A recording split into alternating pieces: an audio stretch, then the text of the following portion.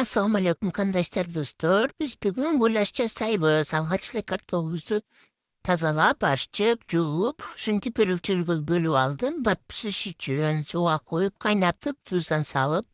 Kaynatıp aldım. Ondan sonra püre kılıp ezip. Tuz, sливишне масло. Kartofun suyundan özünün biraz koydum. Köpmüş küçük koşup.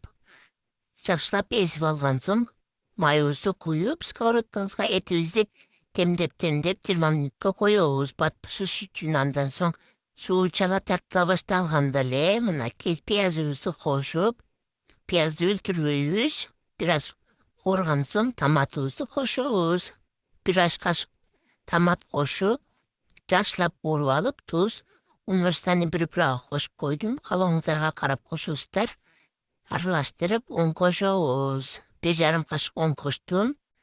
Жақсылап бір 2-3 минут араластырған соң, un түйіне тарта бастайды. Осы кезде сразу судан құямыз. 1,5 стакан су құйдым, мен сулы болған қаладым. 1 стакан құйсаңыздар да болады. Қалаңыздарға қарап, картош.